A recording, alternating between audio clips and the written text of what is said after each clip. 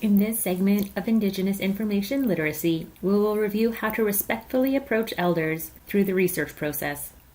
Given the importance of oral communication within Indigenous communities, you may wish to speak with an elder or knowledge keeper as a source of additional information. Be sure to watch the TCPS2 and Indigenous research video in this series if you choose to work with any humans directly.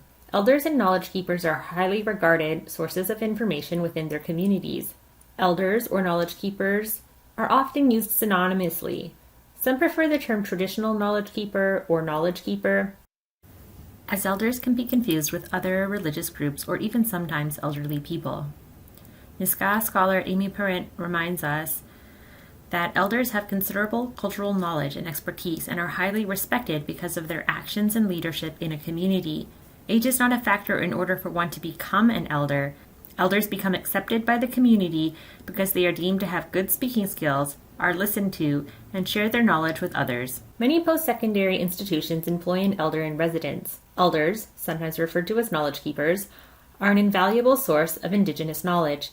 If you wish to connect with an elder at Kwantlen Polytechnic University, you are welcome to contact our elder in residence, Lakaitan, from Kwantlen First Nation. To connect with Lakaitan, please email Kwantlen Polytechnic University's Gathering Place at indigenous services@kpu.ca. When engaging with elders or knowledge keepers, it is important to follow traditional protocols, both as a sign of respect, but also to demonstrate that you are undertaking research in a good way. In this simple diagram, I've outlined a few components for connecting with elders. Many of these ideas were gathered through the Wekahetoan Conference Committee document from Saskatchewan titled Authentic Engagement of First Nations and Métis Traditional Knowledge Keepers. Despite being a document derived from the Prairie Nations, many of these principles also hold for elders and knowledge keepers on the West Coast. So remember that each nation is unique, so additional protocols are likely required, but these will get you off to a good start. Let's take a look at this funnel diagram to review components needed for respectful research. To begin with, build relationships.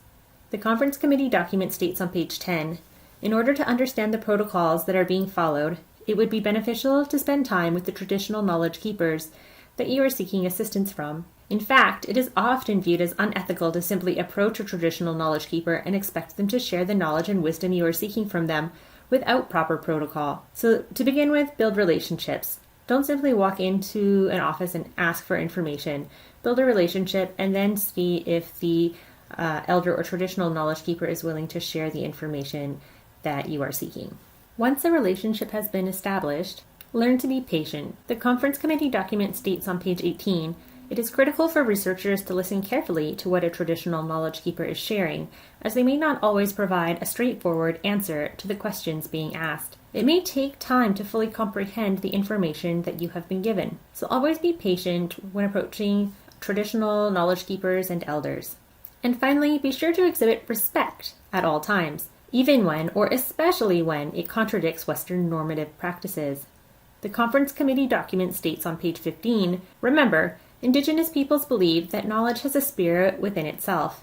It does not belong to one person or organization. It is to be used to the benefit of all who need it.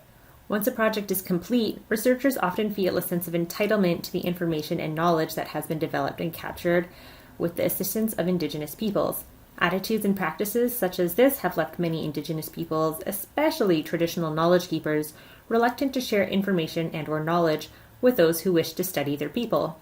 Therefore, researchers must be willing to see Indigenous peoples and their traditional knowledge keepers as collaborators rather than just participants or research subjects. Ideally, you will be able to connect directly with an elder or knowledge keeper. In the case that an elder or knowledge keeper is not accessible to you directly, there are some online sources you may turn to for similar support. Many websites claim to offer Indigenous knowledge and information online. That said, not all sources are credible. I recommend approaching online sources with extreme caution. I have selected 3 online sources that act as examples of what credible online elder and knowledge keeper information looks like. In this particular example, I am looking at a document from Raven Space Publishing. I can tell this is a respectful source due to the protocols followed in the creation of this online source. The authors start with a coming ashore message. They include information about their family, and they outline the responsibilities you have as a guest entering their shores. It is through this act of protocol that I know this is a credible source of information.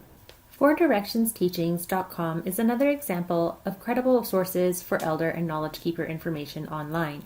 On the website, I can see that elders were approached through the National Advisory Committee of Indigenous Peoples. I also read the background work that went into making this source available, which included multiple ceremonies, offerings of tobacco, and rigorous community review from the Four Nations approached.